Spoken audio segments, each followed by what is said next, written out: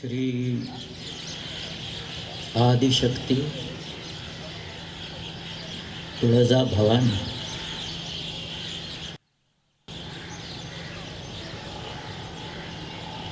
तुम्ही कधी साल्हेर त्या उत्तुंग कराल दुर्गावर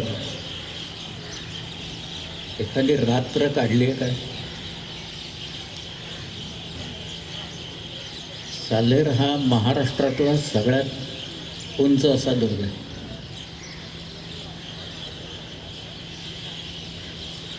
पाच 5,000 फुटाच्या पेक्षा वरची जी काही शिखरं आहेत, एकूण 3 शिखरं आहेत समुद्र सपाटीपासून 5,000 फुटाच्या वर उंची असलेली. त्यातलं कळसूबाई हे सगळ्यात उंच शिखर आहे, त्याची उंची 5,400 फूट आहे. दुसरा आहे साल्हेर, त्याची उंची 5,150 फूट आहे. आणि तिसऱ्या डोंगराचं नाव हे केवळ मराठी मंडळीच देऊ शकतील असं ते नाव आहे. त्याचं नाव आहे घनचक्कर डोंगर. अशी 3 शिखरे आहेत. त्यातला साल्हेर हा एक विलक्षण दुर्ग आहे. विलक्षण अशासाठी आहे की त्याच्यावर जायच्या ज्या वाटा आहेत, त्या पायऱ्या आहेत, त्याला जिने आहेत, ते सगळे कातळात कोरलेले आहेत, बांधलेले नाही आहेत. महाराष्ट्रात कोरीव काम भरपूर आहे. सह्याद्रीचा अंतर्याम हा किती मृदू आहे आणि बाहेरून तो किती कठोर दिसतो याची कल्पना आपण जर का एखाद्या लेणीत गेलो तर आपल्याला येऊ शकेल. मग त्याच्यात कारलं आहे, त्याच्यात भाजं आहे, कान्हेरी आहे. जुन्नर हा भाग आहे, हा सगळा कोरून काढलेला आहे. जुन्नरच्या भोवती अनेक लेणी आहेत. किंबहुना शिवनेरी हा जो किल्ला आहे की ज्या किल्ल्यावर शिवाजी महाराजांचा जन्म झाला, परंतु शिवाजी महाराजांच्या ताब्यात हा किल्ला कधीही नव्हता, अशा शिवनेरी किल्ल्याच्या पोटात देवळं आहेत, एक लेणी आहेत. आणि ती 2000 वर्षांपूर्वी कोरलेली लेणी आहे. साल्हेरला रात्र काढले की तिथला वारा तुम्हाला झोपून देत नाही. तिथनं दिसणारं जे अधांतरी झुलणारं तारांगण आहे ते तुमच्यावर वरनं खाली पडतंय की काय असं वाटायला लागतं. एरवी आपल्याला कधीही न दिसणारे अनेक लक्षावधी तारे हे आपल्याला त्यावेळेला दिसायला लागतात. आणि नेहमीचे तारेसुद्धा ओळखताना पंचायत व्हायला लागते. ते साल्हेरची गंमत अशी आहे की साल्हेरला 2 पावलं कोरलेली आहेत. आणि एक आख्यायिका अशी की परशुरामाने तिथून बाण मारला आणि अपरांत निर्माण केला. अपरांत म्हणजे कोकण निर्माण केलं. त्यामुळं साल्हेरचा उत्तरेकडचा एक डोंगर आहे, त्या डोंगराला एक असं छिद्र पडलेलं आहे, नेढं म्हणतात. ते नेढं आहे. तुम्ही पुण्याला कधी आलात तर लोहगडच्या तिथं एक लेणं आहे, नेढं तिथं आहे. ते ऐका, ही त्या साल्हेरची गंमत आहे. शिवाजी महाराजांच्या कागदपत्रात साल्हेरचे उल्लेख आहेत. साल्हेरच्या परिसरात अनेक लढाया झालेल्या आहेत. शिवाजी राजांचा एक मित्र, अतिशय जवळचा मित्र, लहानपणापासून असलेला, त्याचं नाव सूर्यराव काकडे, हा त्या साल्हेरच्या लढाईत पडलेला आहे तिथे, साल्हेरच्या पायथ्याशी. त्यामुळे साल्हेरहून दिसणारं जे दृश्य आहे, समोर मांगी आणि तुंगी नावाची शिखरं आहेत. तिथं एक किल्ला आहे. खरं म्हणजे 2 किल्ले आहेत तिथं त्या रांगेत. एकाचं नाव आहे तांबोळ्या आणि दुसऱ्याचं नाव आहे नाहवा उर्फ रतनगड. महाराष्ट्रात रतनगड आणि भैरवगड नावाचे अनेक किल्ले आहेत. त्यातला रतनगड उर्फ नाहवा याचा उल्लेख स्वतः शिवाजीराजांनी एका पत्रात केलेला आहे. व्यंकोजी राजांना पाठवलेल्या एका पत्रात शिवाजीराजांनी नाहवा म्हणजे सामान्य दुर्ग नव्हे असं म्हटलेलं आहे. ते इतका तो उत्तुंगन बलाढ्य असा किल्ला उत्तरेतल्या महाराष्ट्राच्या उत्तरेत. खरं म्हणजे त्याच्याही पलीकडे काही किल्ले आहेत ते आपल्याकडे नव्हते पण महाराष्ट्रात आहे. कुणी अक्राणी महाल या नावाचा किल्ला ऐकलाय? छोटे छोटे किल्ले आहेत पण अक्राणी नावाचा डोंगरी किल्ला आहे. त्या अक्राणीच्या परिसरात इथं काही आदिवासींनी इंग्रजांच्या विरुद्ध बंड केलं म्हणून इंग्रजांनी त्यांना गोळ्या घातल्या. तिथं त्यांचे अवशेष तिथं आहेत अजून. त्या महाराष्ट्रात काना कोपऱ्यात, डोंगर दऱ्यात, कडे कपारीत, नद्या नाल्यात इतिहास भरलेला आहे ना. फक्त तो जाणून घ्यायची आवश्यकता ही आपल्याकडे असते. मांगे तुंगे तांबोळ्या रतनगड ही जी रांग आहे त्याला म्हणायचं शैलबारी रांग. त्याच्या खाली जी डोंगराची आडवी रांग गेलेली आहे त्याला म्हणायचं डौलबारी रांग. या डौलबारी रांगेत आहेत साल्हेर, सालोटा, मुल्हेर, मोरा, हरगड असे किल्ले त्या रांगेत आहेत. आणि त्याच्या खाली जी रांग पसरलेली आहे ती तर फारच विलक्षण आहे. त्याचं नाव आहे अजंठा सातमाळा रांग. आणि त्याच्यावर अनेक किल्ले आहेत. एकाच माळेवर अनेक किल्ले आहेत. शेजारी शेजारी किल्ले आहेत. शेजारी किल्ले बांधावे लागतात. शेजाऱ्यांना जपावं लागतं. मग आपल्याही शेजाऱ्यांना जपत असतो आपण, तसं नको त्या शेजाऱ्यांनाही जपतात लोक आपले.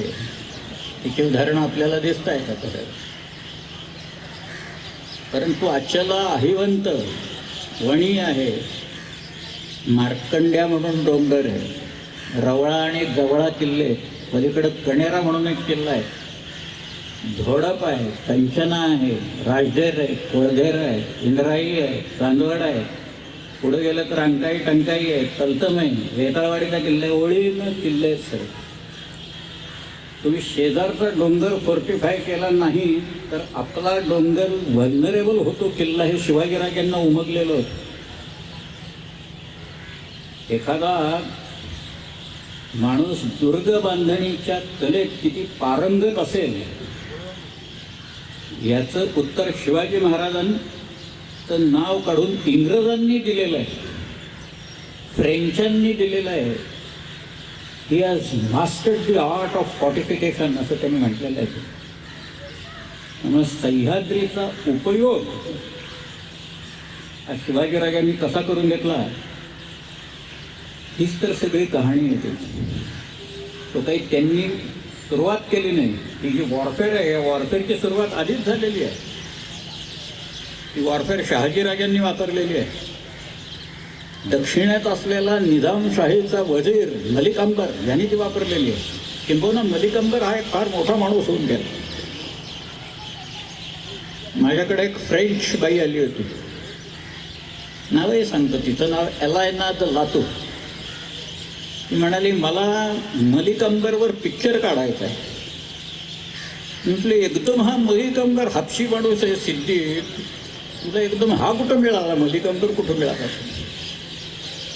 ती म्हणाली मी इथिओपियातल्या मुसलमान लोकांच्यावर काम करत होते आणि तिथं मला असं कळलं की इथले अनेक लोक 17व्या शतकात 16व्या शतकात ते भारतात आले आणि भारतात अतिशय मोठ्याच्या ठिकाणी हे लोक जाऊन बसले, नोकऱ्या तिथं केल्या आणि हा निजामशाही चालवली या माणसाने. हा वजीर होता इथला.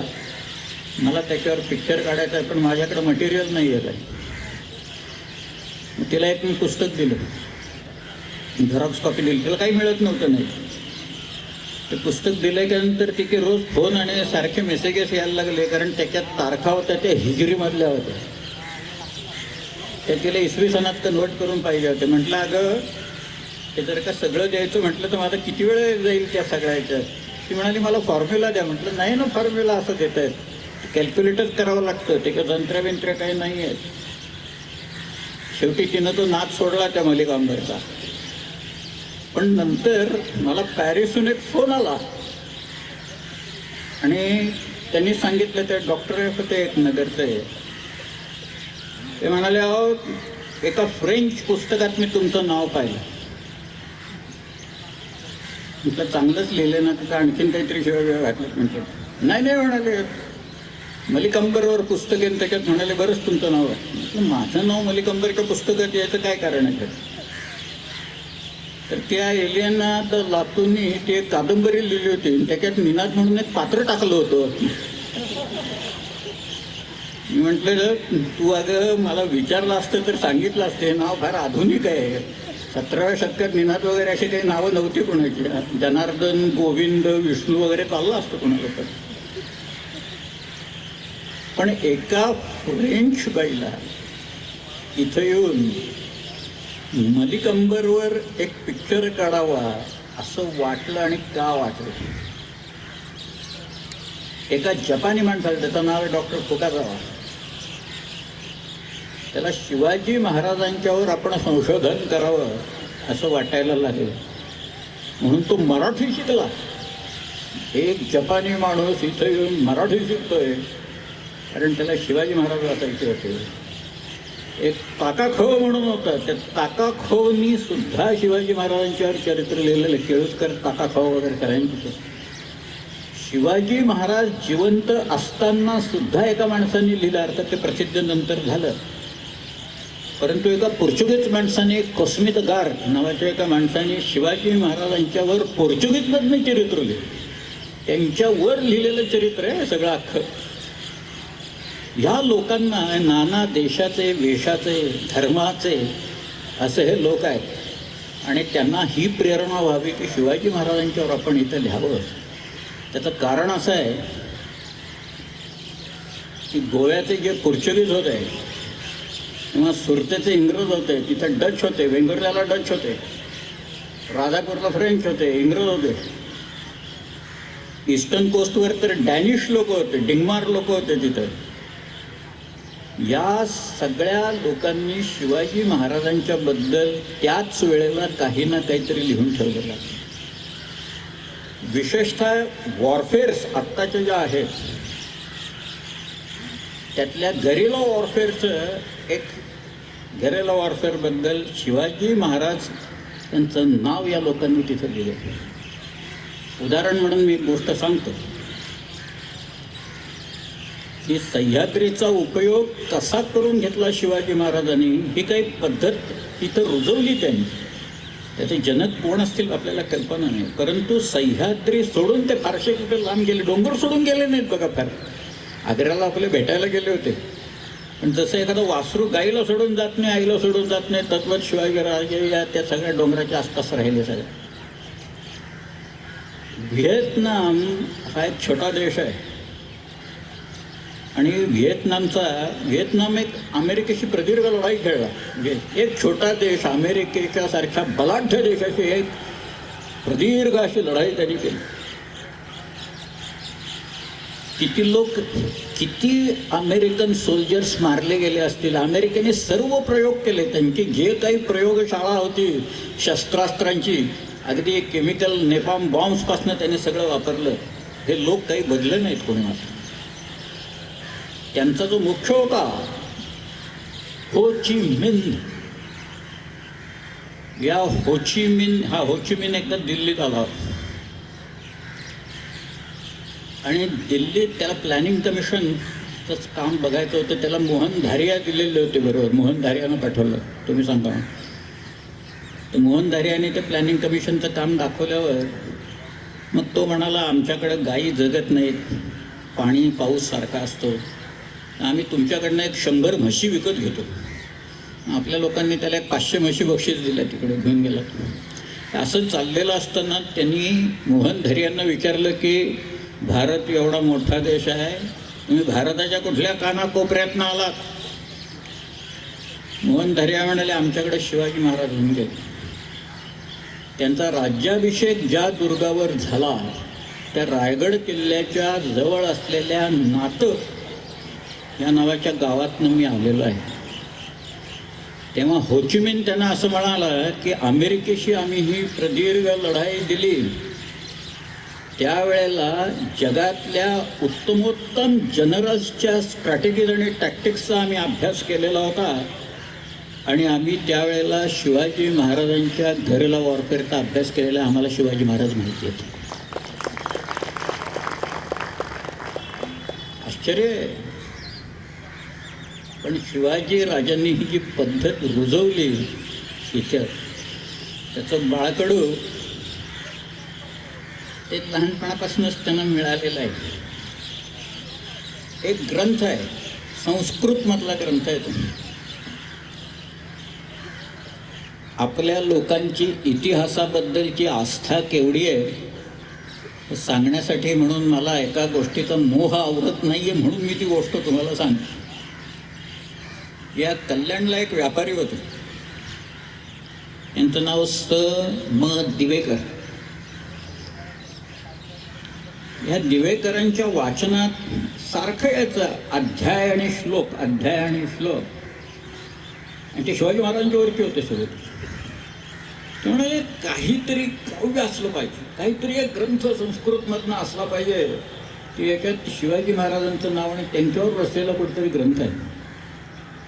म्हणून या दिवेकरांनी आपले जे दफ्तरखाने आहेत त्या दफ्तरखान्यात सगळीकडं पत्र पाठवलं की तुमच्याकडे काही पोछा आहेत का, तुमच्याकडे हस्तलिखित मॅन्युस्क्रिप्ट्स आहेत का, तुमच्याकडे काही प्रसिद्ध काही केलेलं आहे का, असा काही ग्रंथ उपलब्ध आहे का.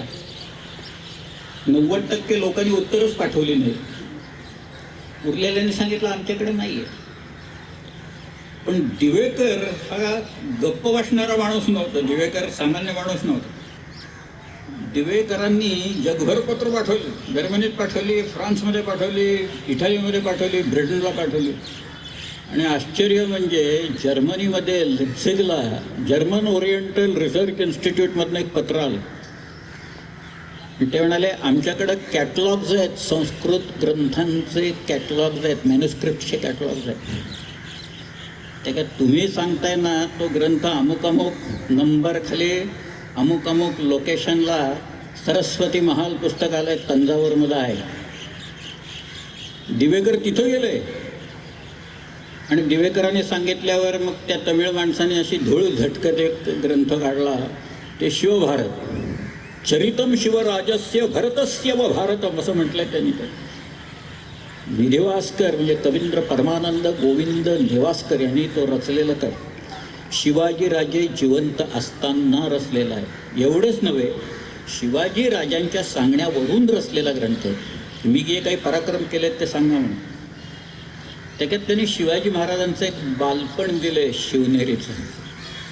मी आता सगळं सांगत नाही, पण त्यातला जो मुद्दा आहे तो सांगतो की छोटे शिवाजीराजे तिथं असताना त्यांचे खेळ काय चालायचे ते त्यांनी दिले आहेत ते परमानंदांनी. त्यातले एक खेळ असा होता की शिवाजीराजे आपल्या सवंगड्यांना घ्यायचे, नावं नाही आहेत सवंगड्यांची, पण ते आपल्या बरोबर घेऊन तिथं दगडामातीचे छोटे छोटे किल्ले बांधायचे आणि ते म्हणायचे हे गड आहेत ना हे माझे आहेत. तर दिले परमानंद. 6 वर्षाचा एक मुलगा या सह्याद्रीतले हे दुर्ग माझे आहेत असं म्हणतो आणि स्वराज्य मिळवण्याच्यासाठी प्रयत्नशील राहतो, कृतिशील राहतो. आणि वयाच्या 44व्या वर्षी ते स्वराज्य निर्माण करून दाखवतो. ही एक अचाट गोष्ट शिवाजी महाराजांनी इथे केली. पण लहानपणापासून हे किल्ले आहेत ना, हे किल्ले माझे आहेत. तुम्ही आज जर का उभे राहिलात त्याच्यावर, या शिवनेरीवर, तर शिवनेरीचा भोवताल तुम्ही जर का पाहिला तर त्या परिसरात काही किल्ले आहेत. जीवधनचा किल्ला आहे, तिथं चावणचा किल्ला आहे, हडसरचा किल्ला आहे, पलीकडे सिंधोळा आहे, त्याच्या पलीकडे हरिश्चंद्रगड, याबद्दल नारायणगड, अनेक किल्ले आहेत. तो परिसरच फार विलक्षण आहे. त्यामुळं दुर्ग याच्याबद्दलचं प्रेम, सह्याद्री याच्याबद्दलचं प्रेम हे शिवाजी महाराजांच्या मनात लहानपणापासूनच निर्माण झालेलं होतं हे आपल्याला सांगता येईल. सह्याद्रीत हिंडणारा माणूस असतो ना, एकदा का ते वारं लागलं सह्याद्रीतलं की तो माणूस मग तर काही फारसा तो घरी राहत नाही. मग त्याला ते वेळ लागतं सगळ्याच्यात. फक्त सह्याद्रीत जाणं, त्याच्यात सगळ्यात पहिला जो मोठा किल्ला असतो ना, एक गड आहे, अवघड गड आहे, सगळ्यात अवघड गड आहे. तो एकदा तुम्ही पार केलात की मग तुम्ही सह्याद्रीत हिंडायला मोकळे झालात. त्या गडाचं नाव आहे उंबरगड, म्हणजे घराचा उंबरा आपल्या ह्याच्यात. एकदा घराचा उंबरा ओलांडला आणि मग तुम्ही निघालात, मग तुम्ही सह्याद्रीचे होऊन जाता. सह्याद्री हळूहळू ओळख पटवायला सांगतो. आणि मग सह्याद्री तुमच्या कानात तो जो वारा असतो ना, तो वारा काही मंत्र सांगतो. आणि शिवाजीराजांच्या कानात त्यांनी स्वातंत्र्य प्रेरकतेचा मंत्र सांगितला. सह्याद्री हे जे दुर्ग आहेत, सह्याद्रीतले गिरिदुर्ग आहेत, हे गिरिदुर्ग म्हणजे महाराष्ट्राच्या स्वातंत्र्य प्रेरकतेची प्रतीकं आहेत. आणि त्यांचं दर्शन महाराष्ट्राच्या स्वातंत्र्य प्रेरकतेचं पूजन आहे असं म्हटलं तर काहीही वावगं ठरणार नाही. लहानपणी शिवाजीराजांनी हे जे आजमावलेलं होतं 6 वर्षाचे असताना, पुढे ते पुण्यात आले, पुढे नंतर बंगलोरला गेले. आत्ता कानडी आणि मुलखात आणि आपल्यात काय चाललंय ते लक्षात आलं असेलच आपल्या. आता गेले काही दिवस फार जोर चाललाय ते. आमच्या आरारावांच्यावर खटले भरले जातात कानडीला. मी गेलो होतो बेळगावला, त्यावेळेला 2 पानी मुलाखत माझी छापून होती. तिथं समोर एक किल्ला आहे, बेळगावच्या जवळ आहे, त्याचं नाव आहे राजहंसगड. येळ्ळूर म्हणून गाव आहे, येळ्ळूरवरनं जायचं ते किल्ल्यावर. ते म्हणाले ते सगळा फोडतायत किल्ला आणि तिथं शिवाजी महाराजांचा पुतळा बसवतात, तिथं विधानसौध बांधतायत आणि बेळगाव दुसरी राजधानी करतायत. महाराष्ट्राने परत त्याच्यावर कधी क्लेमच लावू नये आता ते बेळगावावर. म्हणाले तुम्हाला काय म्हणायचं असं मला विचारलं बरं. मी म्हटलं शिवाजी महाराजांचं स्मारक जर का कर्नाटकी लोकांना उभं करायचं असेल तर ते बंगलोरला करा म्हणून. कारण बंगलोर आमच्या ताब्यात होतं, बंगलोर शहाजीराजांच्या ताब्यात होतं. शहाजीराजे बंगलोरला एखाद्या राजासारखं कसं वागायचं याच्याबद्दल जयराम पिंडेने सगळं दिलेलं आहे म्हटलं. त्याच्यात वाचा. त्यांचा अख्खा दिनचर्या, त्यांची अख्खी दिनचर्या कशी होती ती तिथं दिलेली आहे. आणि म्हटलं शिवाजीराजे तिथं होते, त्यांनी ते सगळं पाहिलं. आणि आल्याच्या नंतर 12 वर्षाचे शिवाजीराजे आहेत. आणि त्यांनी त्यावेळेला पुणे, सुपा आणि इंदापूर अशी ही 3 हे सगळे सुभे त्यांना जहागिरीत मिळाल्याच्या नंतर शिवाजीराजांनी हा जो स्वातंत्र्याचा चंग बांधला आणि खेळ सुरू केला. आणि मग त्याच्यात एक एक किल्ले ते घेत गेले, एक एक किल्ले बळकट करत गेले आणि काही किल्ले नवीन बांधत गेले. किल्ला बांधणे हे साधं काम नाही, अगदी साधं काम नाही. एक दगड नुसतं बसवायचा तिथं तर तो घडवायला लागतो. दगड कुठल्या तरी खाणीतनं काढावा लागतो आधी तिथे.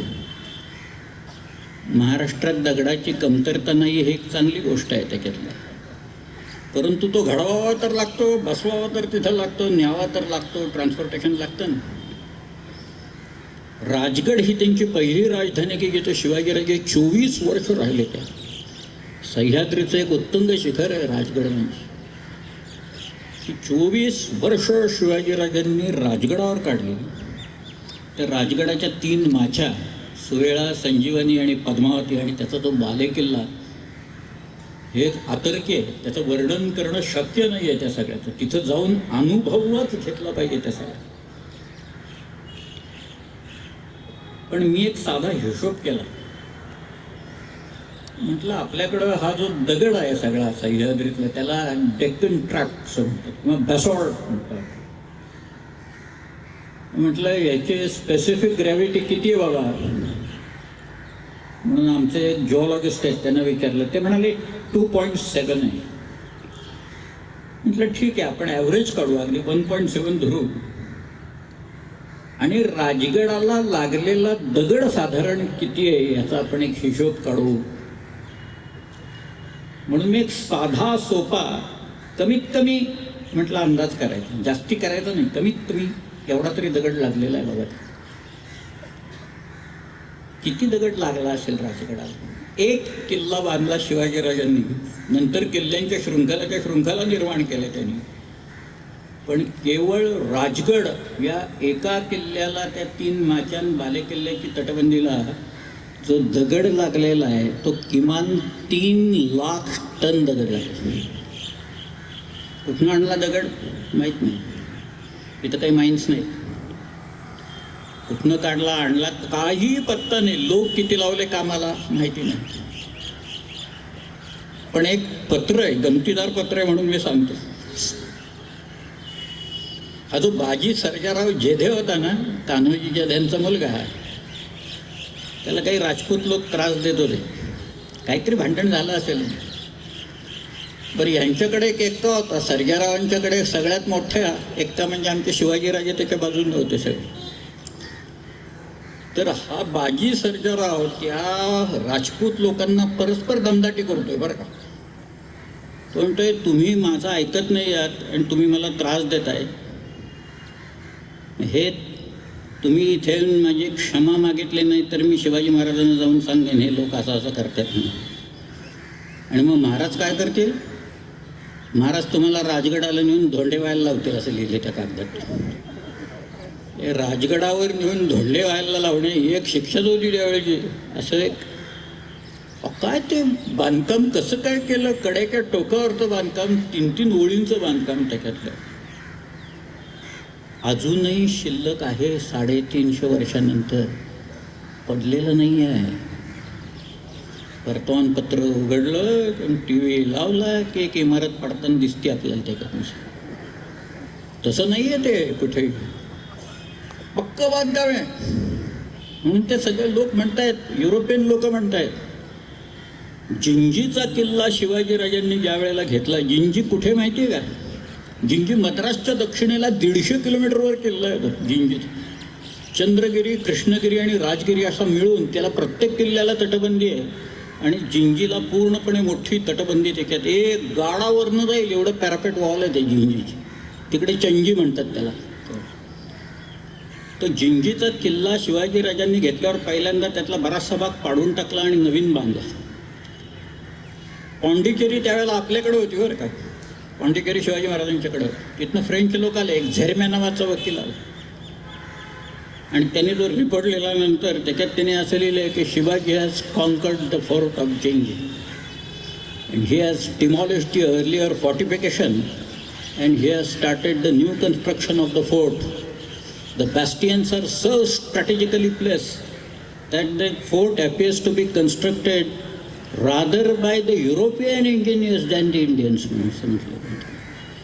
युरोपियन लोकांच्या पेक्षा उत्कृष्ट बांधकाम शिवाजी महाराजांनी इथं केलेलं आहे. किल्ल्यावर बायलावरच लक्षात येतं विलक्षण हे आता काही जिंकाच्या पलीकडे गेलेलं आहे सगळं. म्हणजे हे सगळे लोक, इंग्रज किंवा फ्रेंच लोक, स्वतःच्या दुर्गाच्या बाबतीत, त्या जिब्राल्टरच्या बाबतीत तर काय, रायगडाला जिब्राल्टर ऑफ द ईस्ट म्हणताय तिकडे येऊन त्याच्यातनं. की जिब्राल्टर अभेद्य आहे तर खडक जिब्राल्टरचा. स्पेनच्या ह्याच्यात येत होतं, मी पाहिला आहे तो लांबून, जहाजावरनं पाहिला मी. गंमत म्हणजे आपल्याकडं सह्याद्रीतनं उतरायला खूप वाटा आहेत खाली, कोकणात उतरायला. त्यातल्या काही गाड्या जातील अशा वाटा आहेत, काही माणसंच जातील एवढ्या आहेत, काही बारकी जनावरं जातील एवढ्या वाटा आहेत. याचे सर्वे कुणी केले होते, शिवाजीराजांना माहिती होतं हे सगळं. शिवाजीराजांच्या सगळ्या मुलखाचा नकाशा पर्वतराव नावाच्या एका माणसाने काढलेला औरंगजेबाच्या समोर होता त्यावेळेस. पण औरंगजेबाने अब्दुल माबूद नावाच्या एका माणसाला पाठवून या घाटवाटा कोकणात उतरणाऱ्या किती आहेत त्या सर्वे कर बघू, 260 वाटा आहेत. त्यांनी हिशोब दिला आहे सगळा त्या अब्दुल माबूद. औरंगजेबाने सर्वे केला त्याचा. पुण्याहून निघालं तर पुण्याहून रायगडला जायला पूर्वी आम्हाला 2-2 दिवस लागायचे चालत. तर आता 500चं धरण झाल्यावर आम्ही लॉन्चमधनं जातो, मग 1च दिवस लागतो चालायला. पण मग तामिणीचा घाट सोडला तर कावल्या बावल्याची खिंड आहे तिथनं, त्याच्या पलीकडे गेलं तरी एका घाटाचं नाव आता ही आपणच ठेवलेली असतात आणि आमची भाषाच विलक्षण आहे सगळी आणि लोकही विलक्षण आहे तिथं. त्यामुळं त्या घाटाचं नाव आहे बोचे घोळ असं तिथं. म्हणजे बोट टेकत टेकतच जावं लागतं तिथनं, त्या घरी जाताच येत नाही तिथनं. त्याच्या पलीकडे एक फडताड म्हणून घाट आहे आणि बऱ्याच आहेत. म्हणजे मग मड्या आहे, शेवट्या घाट आहे, उपांड्याची नाळ आहे, गोप्या घाट आहे. ओळीनं खूप वाट आहेत खाली उतरायला. त्यातल्या त्या बोचे घोळीमधनं जो रायगड समोर दिसतो ना, तो त्या जहाजावरनं जिब्राल्टरचा खडक कसा दिसतो ना तसा दिसतो. पण केवळ दिसण्यावर नाही, त्याची जी मजबूती आहे त्या मजबूतीच्यासाठी इंग्रज लोक रायगड त्याची तुलना ही ते जिब्राल्टरच्या रॉकशी करतायत. केवळ अभेद्यता हा त्यातला सगळ्यात मोठा भाग, की अनेक इंग्रज वकील हे रायगडावर आले, खूप जण आले रायगडावर. टॉमस निकल्स या नावाचा आला, पीटर उस्टिक नावाचा वकील आला, हेनरी ऑक्झिंडन हा रायगडावर राज्याभिषेकाच्या वेळेला होता. त्याच्यानंतरही अनेक मंडळी येऊन गेली. यांनी रायगड, त्या टॉमस निकल्सने असं लिहिलेलं आहे की शिवाजी महाराजांनी रायगड किल्ला घेतल्याच्या नंतर एक तटबंदी बांधलेली आहे, त्याच्या आत दुसरी तटबंदी बांधून तो किल्ला इतका मजबूत करून ठेवलेला आहे की जर का त्याच्यावर अन्नाचा पुरेसा साठा असेल तर अपुऱ्या शिबंदीनिशी अवघ्या जगाविरुद्ध हा किल्ला लढू शकेल असं त्यांनी लिहिलेलं आहे. रायगड एक किल्ला फक्त, त्याच्यातला बांधकाम कोणाचं? स्वतः शिवाजी महाराज. सुपरविजन कोणाची? शिवाजी महाराज. आर्किटेक्ट कोण? शिवाजी महाराज. इंजिनियर कोण? शिवाजी महाराज. आणि इंग्रज लोक कौतुक करतात त्याचं. हे सगळं अतर्क्य आहे. हे त्या इंग्रजांनी इंग्लिश रेकॉर्ड्स ऑन शिवाजीमध्ये कोण कोण काय काय शिवाजी महाराजांच्याबद्दल म्हणतं एकदा बघा. त्यांच्या ज्या कॉमेंट्स आहेत ना, त्या कॉमेंट्स ऐकल्यानंतर आपल्याला लक्षात येतं की काय यांना नेमकं काय म्हणायचं. आज शिवाजीराजे सह्याद्री एवढा पाठ होता लोकांना आपल्या की त्यांचं हेर खातं तगडं होतं. आणि हेर खातं कुत्रा आलं म्हणून सांगतो जाता जाता, त्याचा संबंध कर्नाटकाशी आहे म्हणूनच सांगतो. शिवाजीराजे दक्षिणेतून ज्या वेळेला परत येत होते त्यावेळेला हे जे धारवाड आहे ना, त्याच्याजवळ एक यादवाड नावाचं गाव आहे. त्याच्याजवळ एक बेलवडी नावाची एक गढी आहे. मल्लम्मा, त्या बाईचं नाव सावित्रीबाई, तिला मल्लम्मा म्हणायची. ते मल्लम्मा तिथं होती आणि तिचे लोक रात्री बाहेर पडायचे आणि शिवाजी महाराजांची घोडी पळव, कुठं काय पळव असं करत बसलेले असायचे. म्हणून शिवाजी महाराजांनी काही माणसं आपली सोडून दिली त्यांच्यावर.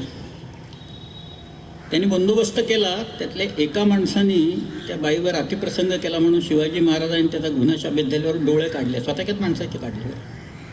आणि मग या बाईचा तिला साडीचोळी देऊन पाठवून दिल्यानंतर तिनं 2 शिल्प कोरून घेतलेली आहेत. यादवाडच्या तिथं एका देवळात आहे. त्यातल्या एका शिल्पात शिवाजीराजे बसलेत आणि त्यांच्या मांडीवर ते आपला मुलगा ठेवते असं एक चित्र आहे त्याच्यात. आणि दुसरं जे शिल्प आहे त्याच्यात शिवाजीराजे घोड्यावर बसलेले आहेत, ढाल आणि तलवार आहे त्यांच्या हातात. आणि तिथं खाली एक कुत्रं आहे काढलेलं त्याच्यात. मग ते कुत्र्याचं सांगायचं होतं म्हणून मी मुद्दामून सांगितलं. एक कुत्रा आहे त्याच्यात. आता ते कुणाचं आहे वगैरे काही कल्पना नाही, पण त्या शिल्पात शिवाजी महाराजांचे कुत्र त्या बाईंनी काढलेले आहेत.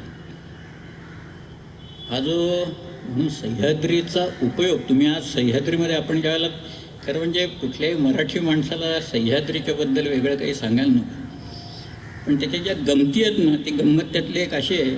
संभाजी राजांनी बुधभूषण या नावाचा जो ग्रंथ लिहिला आहे त्याचा जो उपोद्घात आहे, त्या उपोद्घातात संभाजीराजे हे असं म्हणतात की हा सह्य पर्वत कसा आहे, तर शत्रूला असह्य होणारा हा सह्य पर्वत आहे. बरं, आम्हाला सह्य आहे सगळं इथे जे काय आहे ते, पण तो शत्रूला मात्र असह्य होतो.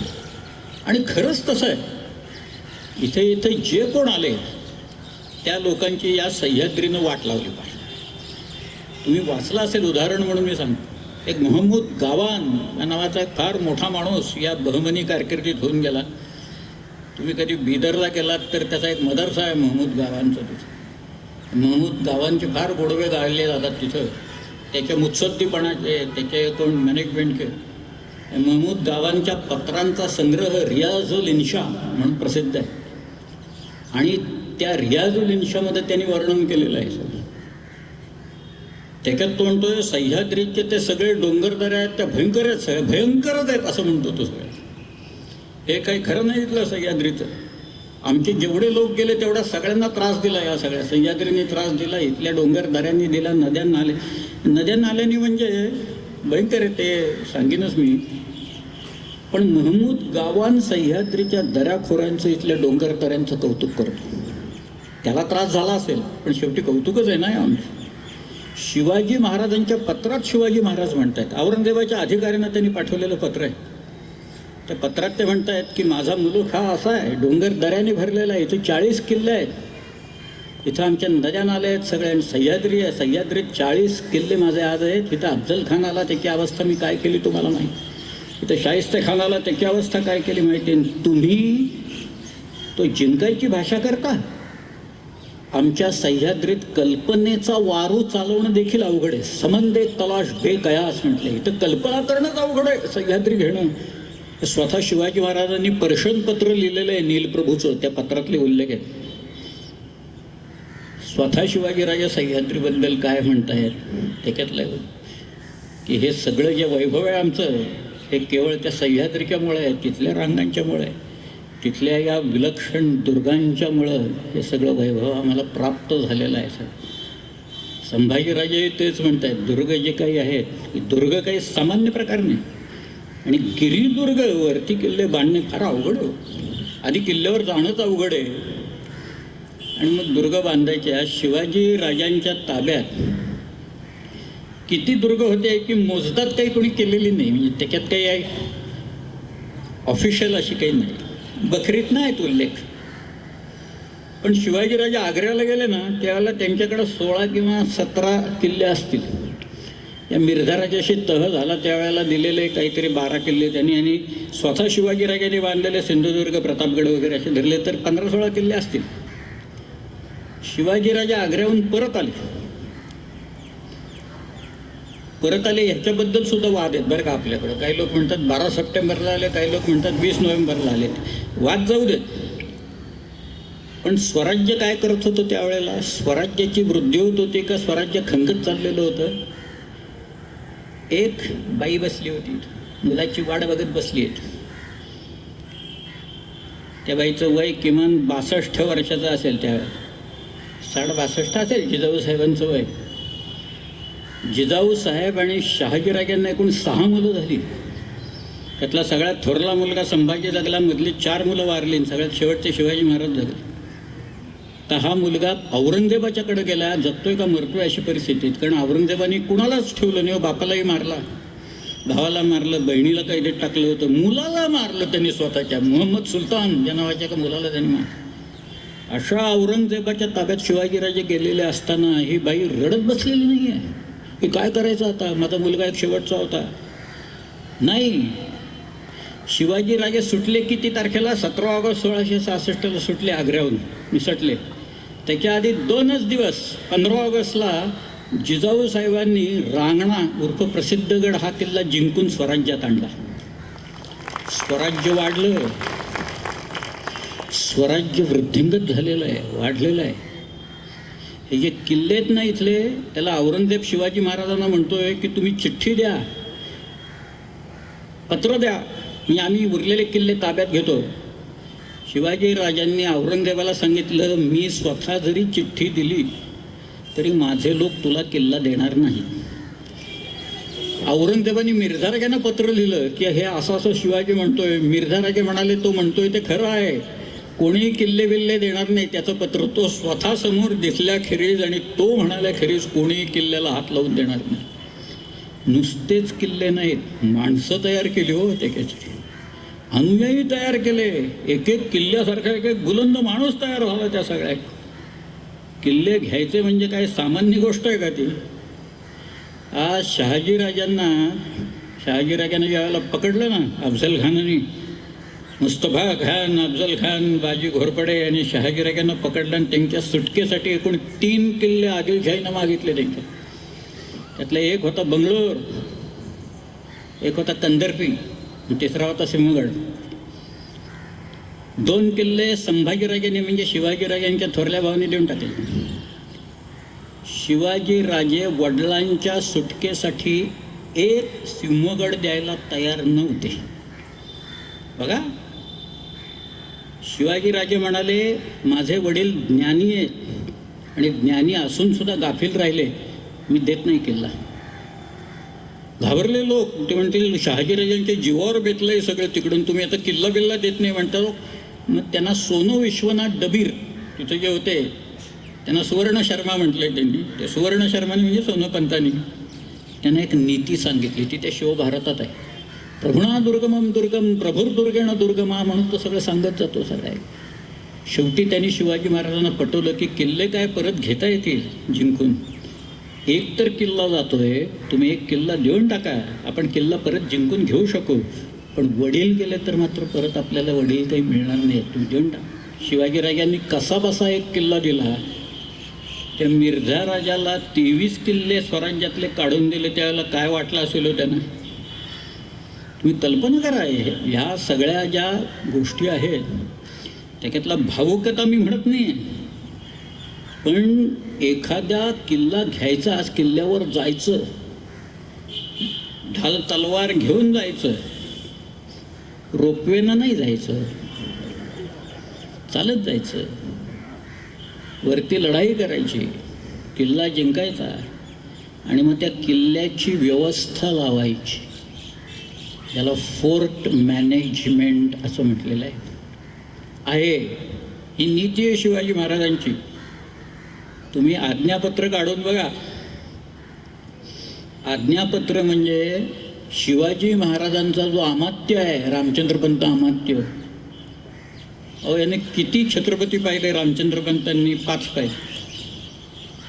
रामचंद्रपंत अमात्यांनी कोल्हापूरच्या संभाजीराजांना एक नीती सांगितली. कारण संभाजीराजे त्यांना असं म्हणाले की आमच्या शिवाजीराजांनी, थोरल्या कैलासवासी स्वामींनी हे गडावरूनच निर्माण केलं, नूतन सृष्टीच निर्माण केली. ती कशी केली आणि काय केलं त्यांनी आम्हाला सांगा सगळं. त्याच्यात एक दुर्गांवर प्रकरण आहे. शिवाजीराजांनी केलं तो असं म्हणतोय, मी आता सगळं सांगत नाही, पण आपल्या बुद्धिवैभवे व पराक्रमे कोणाची गणना न करता कोणाची तुंबळ युद्ध करून रणास आणले, कोणाचे दर्शनास गेले, कोणास आपले दर्शनास आणले, कोणास परस्पर मित्रभेद केले, कोणास परस्पर कलह लावून दिले, असे ज्या ज्या उपाये जो जो शत्रू आकळावा त्या त्या उपाये तो तो शत्रू पादाक्रांत करून साल्हेरी ऐवंतापासून चंदी कावेरी तीरापर्यंत निष्कंटक राज्य, शतावधी दुर्ग, 40,000 पागा, 60-70 हजार शिलेदार, 2 लक्ष पदाती, ऐशी केवळ नूतन सृष्टीच निर्माण केली की ज्या राज्यावरी औरंगजेबासारखा मातब्बर शत्रू चालवून आला असता हतप्रभवून यमालया श्रेयास गेला, ते हे राज्य शिवाजी महाराज. ते सामान्य राज्य नाही आहे. एवढं सगळं करावं लागतं, उद्योग करावे लागतात, उद्योगशील असावं लागतं. परस्पर कलह लावून दिले म्हटले बघा त्याच्यात. कोणाचे मित्रभेद केले म्हणजे हा त्याचा मित्र आहे ना फोडा. आमचे लोक फक्त तेवढंच शिकले, बांधायला काही शिकलेच नाहीत किल्ले बिल्ले वगैरे सगळे. मित्रभेद करायचं वगैरे म्हटलं ते छान आहे म्हणाले, आम्हाला तेवढंच करू आम्ही. आता नूतन सृष्टी कुठे गेली मग शिवाजीराजांनी निर्माण केली? ही नाही करता आली लोकांना इथं निर्माण. पण हे जे केलं त्याच्यात दुर्गांचं एक प्रकरण आहे, दुर्गवर्ग. त्याच्यात तो रामचंद्रपंत असं म्हणतो, आणि तो फार भारी आहे माणूस. तो त्या सगळ्यात तो जो काय त्याचं चॅप्टर आहे त्यातलं सगळं सार एका वाक्यात सांगून जातो सुरुवातीला. त्याच्यात तो असं म्हणतोय, संपूर्ण राज्याचे सार ते दुर्ग. दुर्ग नसता परचक्रे येताच प्रजा भग्नवून देश उद्ध्वस्त होतो.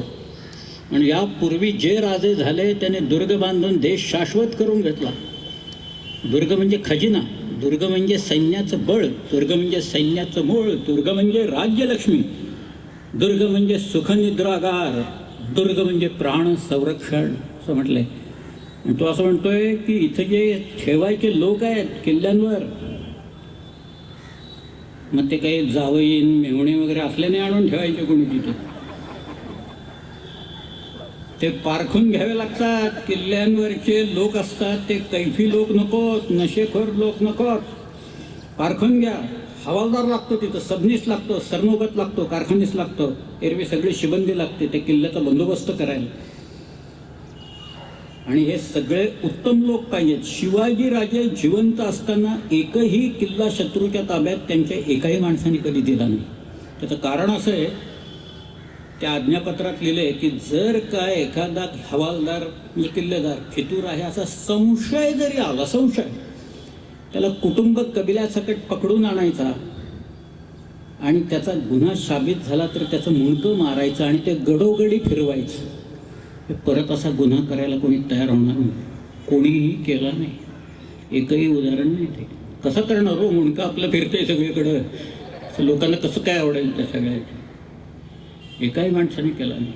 पण हे जे लागतंय, मी सांगत होतो की जिजाऊ साहेबांनी एक किल्ला जिंकून घेतला. 17 किल्ले होते, 18 किल्ले झाले होते. महाराज परत आले की नंतर राजांना आनंद झाला की रे आपल्या अनुपस्थित स्वराज्य वाढलं. आईनं मला जे शिकवलं ते स्वतः तिनं करून दाखवलंय. ते माझ्या आईनं करून दाखवलंय. ते सगळ्या जिजाऊ साहेब स्वस्थ बसलेले नाही आहेत. ही परिस्थिती 3.5 वर्ष पुढची, 3.5 वर्ष. 4 फेब्रुवारी 1670 नंतर शिवाजीराजांनी हे गेलेले किल्ले परत घ्यायला सुरुवात केली आणि पुढच्या 8च वर्षात शिवाजी महाराजांच्याकडं किती किल्ले असतील अशी आपली कल्पना आहे. हे 17 आणि 18 किल्ले होते. ते 70 ते 78 पर्यंत शिवाजी महाराजांच्या ताब्यात साल्हेरपासून जिंजीपर्यंत 260 किल्ले होते.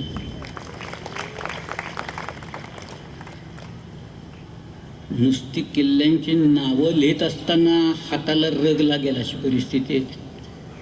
ते युद्धबिद्धन वगैरे बाकी लढाया वेड्या जाऊ देत सगळ्या ते सगळे.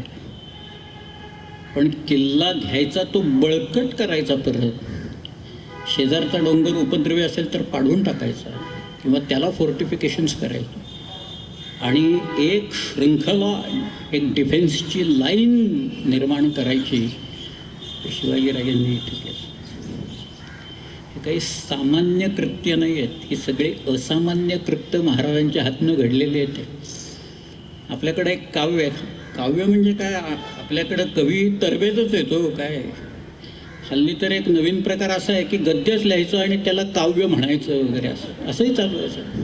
कारण त्यांना यमक बिमक जुळवता येणंच अशक्य आहे मुळात. पण एक महाराष्ट्र कवी होते आणि त्यांनी एक खंडकाव्य लिहिलं शिवाजी महाराजांच्यावर, खूप मोठं, छत्रपती शिवराय म्हणून एक काव्य खूप मोठं आहे. सो चांगलं लिहिलं आहे ते. त्यांचं नाव यशवंत दिनकर पेंढरकर किंवा कवी यशवंत, राजकवी यशवंत. त्याने एक अशी कल्पना मांडली की एक बाहेरचा कोणीतरी पांथस्थ इथं आलेला आहे, म्हणजे महाराष्ट्राबाहेरचा आहे, आणि तो एका शिखरावर उभा आहे, कुठल्या तरी अशा सह्याद्री मंडळाच्या या एका शिखरावर उभा आहे. आणि तो म्हणतोय, डोंगरानो का उभे, सांगाल का काही मला, 300 वर्षांचे जो मागला तो मामला. कुणी फिरस्ता हिंडतावनी वदला ऐशी आर्जव वाणी, ऐकून त्याची आर्त भावना आली येथल्या जडा चेतना. मला विचारा मीच सांगतो आधी या माझ्याचकडे, सरसावत एक एक पुढे हात उभारून घुमू लागले डोंगर किल्ले बुरुजकडे. आणि मग ते आपली कथा व्यथा हे त्या पांथस्थाला सांगतायत. तो त्याच्यात गुंगून चाललाय. तो पुरंदर म्हणतोय माझ्याकडे या, विशाळगड म्हणतोय या इथं, बाजीप्रभूची कथा मी तुम्हाला. अशी ती कल्पना करून त्यांनी फार सुंदर काव्य रचलं. अमीन ठाणे दार शिरवळी सुभान मंगळ कोटात, निपटून त्या ते निमिषात, फत्तेखाना दिला तडाखा पुरंदराच्या परिघात. असं त्यांनी ती गजापूरचे खिंड बाजीच्या रुधिरे स्नात, तिचं पावन खिंड म्हणून इतिहास करी प्रणिपात वगैरे. आता हे काव्य सोडून देऊ, इतिहास त्यातला बाजूला ठेवू आपण. पण स्फुरण, चेतना आणि प्रेरणा या शिवचरित्रात किती आहे. आणि शिवाजी महाराजांना हा जो स्वातंत्र्याचा मंत्र आहे ना, त्या सह्याद्रीनं शिकवलेला मंत्र सगळ्या तो जो वारा आहे. म्हणून आज सह्याद्रीवर आपण का जातो. आज मी अनेक वेळा किल्ल्यांवर जातो ना, मला यातना होतात.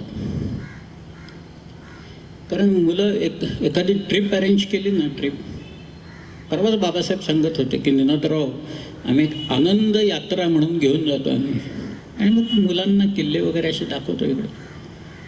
परवा काही मुलं आली होती, तरुण मुलं होती सगळे, आणि ते विचारत होते हा कुठले कुठले काय काय which forts you are going to visit. आणि काहीतरी सांगितले बाबा आम्ही ते इकडे जाणार तिकडे जाणार वगैरे. AC बस आहे का? बस AC असली तर आम्ही येणार. किल्ल्यांवर गेल्या की नंतर गाणी तर काय विचारच नको तशी चालतात. एक शेली नावाचा कवी होता, शेले, ब्रिटिश कवी होता. तो म्हणाला होता, you tell me the song on the lips of your youth and I will tell you the future of your nation. आणि काय चाललंय? एक आनंदवन भुवन कुठे? एक माणूस नाचला आनंदवन भुवन निर्माण झालं म्हणून. हिंडता फिरता स्वप्नी जे देखिले रात्री ते ते तैसे की होत असे. हिंडता फिरता गेलो आनंदवन भुवन. कुठे आहे त्या आनंदवनात? तसं महाराष्ट्र हा प्रेरणादायी होता एकेकाळी. महाराष्ट्रानं अनेक संदेश दिले, महाराष्ट्रानं क्रांतीचे संदेश दिले, महाराष्ट्रानं अध्यात्माचे संदेश दिले. पार अगदी कुठपर्यंत जावे? पंजाबपर्यंत. नामदेव महाराजांचे ते पंजाबमध्ये गेले. दिल्लीपासनं सगळीकडे नामदेव महाराजांचं नाव आहे. इथं संतांची तर काही म्हणजे मांदियाळीच आहे सगळे. शेकडो आहेत. जुन्नरची इथं नारायणगाव आहे. मी तिथे एकदा व्याख्यानाला गेलो होतो, ते म्हणाले आमच्या मठात या ना, एक 5 मिनटं आलात तर बरं होईल. इथे एक साधू पुरुष झाले, त्यांनी ग्रंथ रचलाय, तर आम्ही तो छापलाय म्हणाले. म्हटलं चला येतो मी गेलो. एवढा मोठा ज्ञानसागर या नावाचा ग्रंथ. कुठं? नारायणगाव. नारायणगाव म्हणजे आपल्या साबरी शेखांचं गाव नाही. ते राप फडणीस म्हणून विद्यालय आहे, तिथं शिकलंय साबरी शेख. तिथं माझी व्याख्यान ठेवली होती त्यांनी, आणि मी तिथं गेलो त्या नारायणगावमध्ये. तिथं ज्ञानसागर या नावाचा अतिशय उत्कृष्ट असा ग्रंथ तिथं ठेवला. हे सगळीकडं ते महाराष्ट्रावर पसरलेलं. महाराष्ट्रातच नेमकं असं का व्हावं? सगळं एवढी अधोगती का प्राप्त व्हावी आम्हाला? संतांनी इतके सुंदर विचार दिले की आता मराठी लोक म्हणतात मराठी शाळा चालवणं अवघड झालेलं आहे. लोकांना इंग्रजी शाळेत मुलांना प्रवेश घ्या, अवश्य घ्या. उत्तम इंग्रजी आलंच पाहिजे बोलायला सर. पण आपली भाषा विसरून नव्हे ते काय. आपली भाषा आलीच पाहिजे ते काय.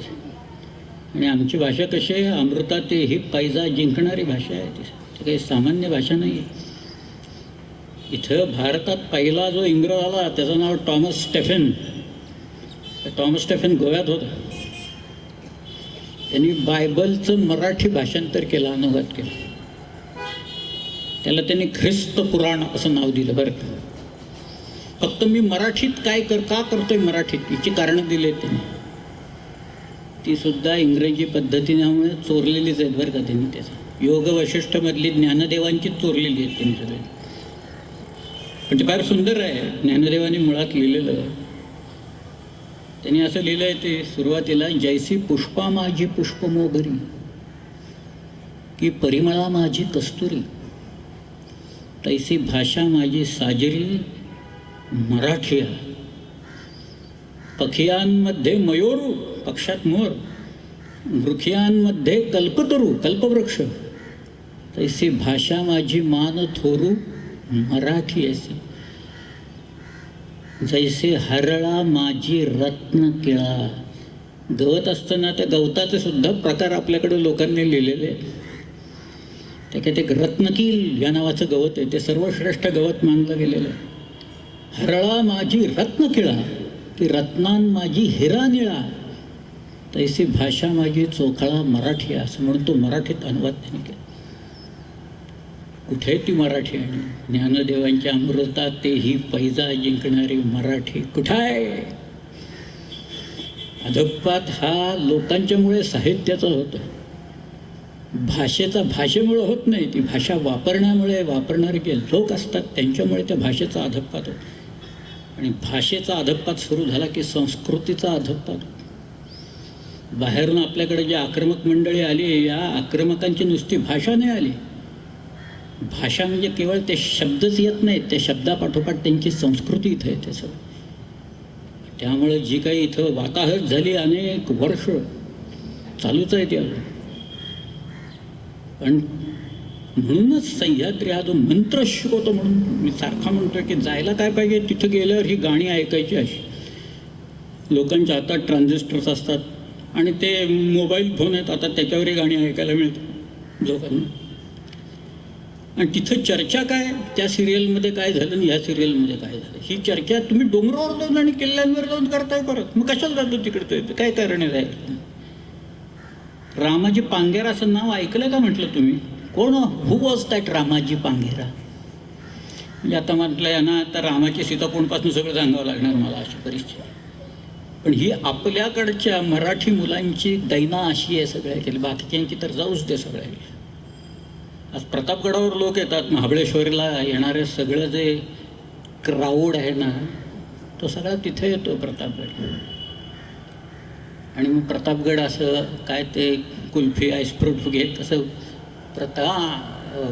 शिवाजी किल्ड अफजल खान शहर वगैरे असं म्हणत.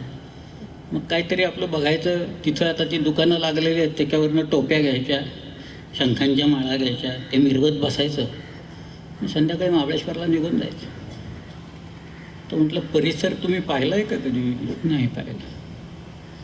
शिवाजी महाराजांनी हा किल्ला हेरला आणि बांधला हे माहिती आहे का म्हटलं. ते काय का बांधला तिथं त्यांनी, शिवाजी महाराजांनी हा किल्ला का बांधला तिथं, आणि शिवाजी महाराज कसे आले मुळात इथं. काय रंजक कहाणी. एखाद्या माणसाचं धैर्य किती असतं ना. सह्याद्रीत हिंडत असताना एक गोष्ट पाहिजे, मनाचा तोल कधी सुटता कामा नये. तो एकदा केला की सह्याद्रीत ढकलून देतो लोकांना खाली, 1000 फूट ढकलतो. आधी खाली मग लगेच वर, नंतर लोक कायमचे निघून जातात सगळे. पण शिवाजी राजांनी मोऱ्यांची जावळी ज्या वेळेला घेतली त्यावेळेला महाबळेश्वरावरनं निसणीची वाट म्हणून एक ते एल्फिन्स्टन पॉईंटच्या तिथं नाही.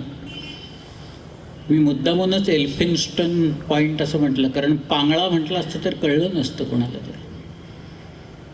बघा आता मढी महाल असं म्हटलं तर कळणार आहे का कोणाला, नाही कळणार.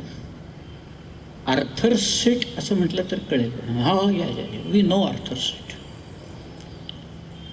पण त्या पांगळ्याच्या इथनं म्हणजे एल्फिन्स्टन पॉईंटच्या तिथनं खाली अक्षरशः त्या डोंगराच्या धारेवर अशा खोबणी केलेल्या आहेत, निश्रेणी.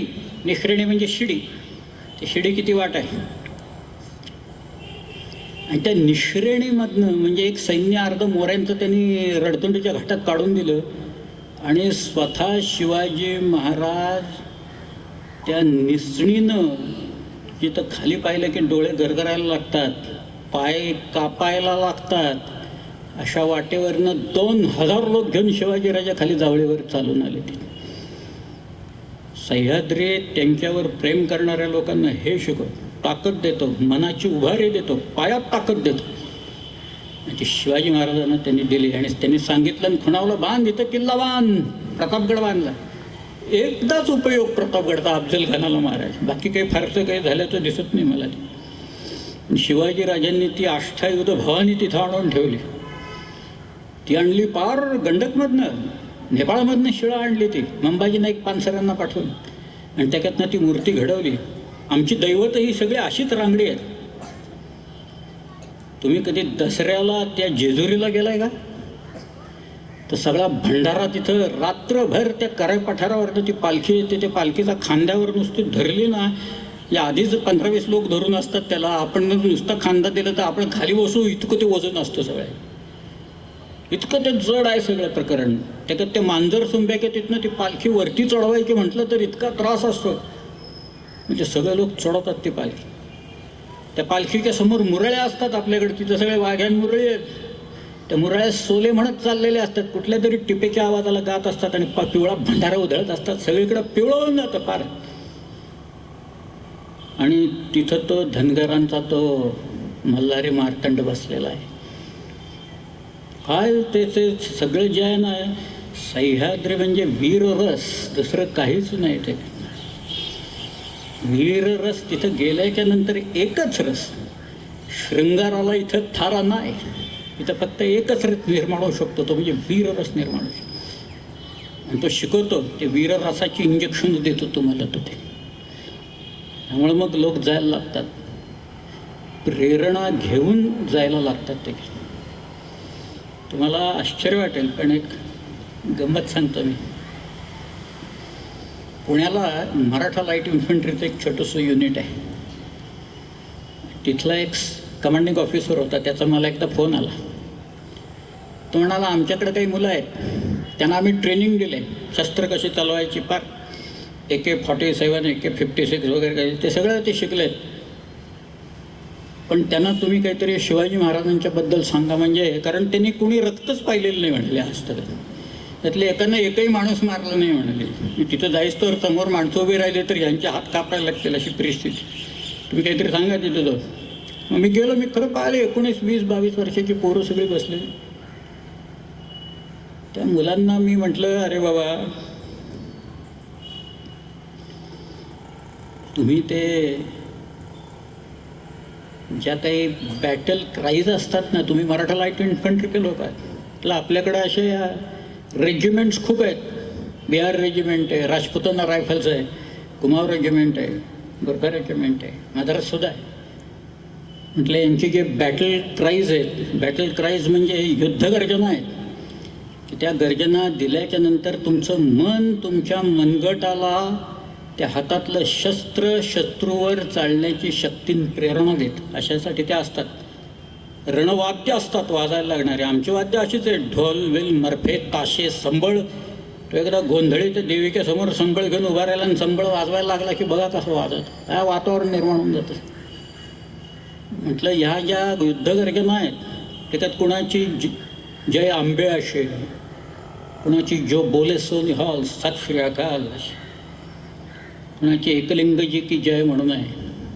बिहार रेजिमेंटची तर बजरंगबली की जय अशी त्याची घोषणा. तर या सगळ्या युद्धगर्जना कुठल्या तरी देवाच्या किंवा देवीच्या नावाने दिलेल्या घोषणा आहे. फक्त मराठा लाईट इन्फंट्रीची घोषणा आहे की बोल श्री छत्रपती शिवाजी महाराज की जय अशी एका मनुष्याचं नाव. म्हटलं तुम्ही आम्ही त्यांचे वारस आहोत, तुम्ही आता LOCवर चाललाय. शिवाजी महाराजांचा हात त्या अफजलखानाला मारताना यत्किंचितही थरथरला नाही, मुळेच थरथरला नाही. एवढा मोठा आवाढव्य देह त्यांच्या समोर असताना हा माणूस घाबरला नाही. ते शिवाजीराजांनी अफजलखान मारला, तिथं स्वहस्ते मारला. म्हटलं तुम्ही त्यांचे पायिक आहात, एवढं लक्षात ठेवा जाताना. हे मी एक गोष्ट ह्याला सांगितली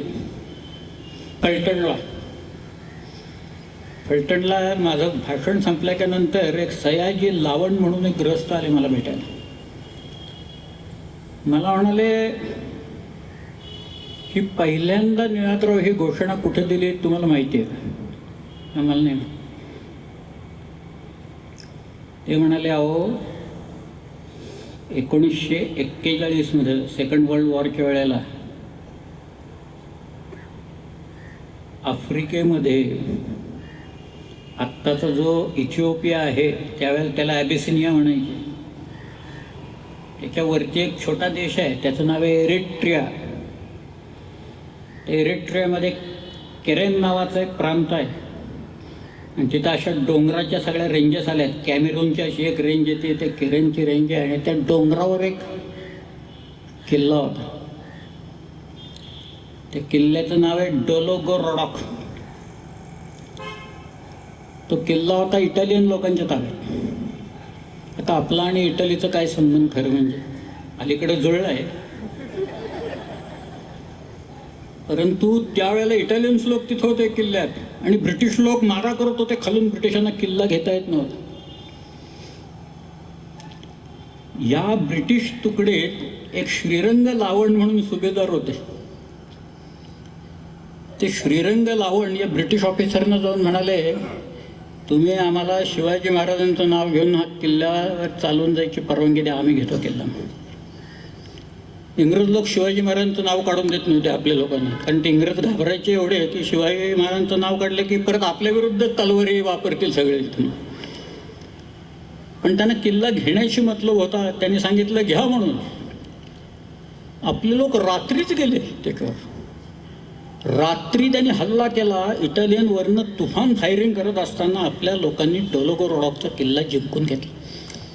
बोल श्री छत्रपती शिवाजी महाराज की जय असं म्हणत म्हणत जिंकून घेतला. आणि त्याच्यानंतर मराठा लाईट इन्फंट्रीनं हा बॅटल क्राय ऑफिशियल केला, हर हर महादेवच्या ऐवजीनंतर. ही प्रेरणा आहे. ही केवळ सह्याद्रीतच नाही, पण सह्याद्रीत तुम्ही नांदल्याच्या नंतर जगातल्या कुठल्याही डोंगरावर तुम्ही जाऊ शकाल आणि नाचू शकाल. त्या डोंगरावर किती अवघड असू दे.